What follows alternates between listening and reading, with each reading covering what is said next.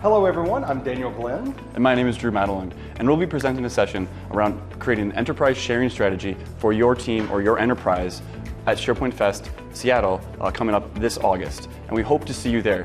What are some of the things we're going to be talking about, Daniel? Well, we're going to be talking about how you can securely share your content, but also understanding how do you know what is shared, and how do you work with your users to make sure that they can do their job, but do it securely and be able to manage all of those files that are flying across and when they're sharing content with each other and with external people. And one of the biggest things we want to highlight is how all of these applications work together and how a sharing strategy needs to encompass everything from Teams, SharePoint, OneDrive, on-premises, all of these things together. It needs to understand how your users are going to share files or information out.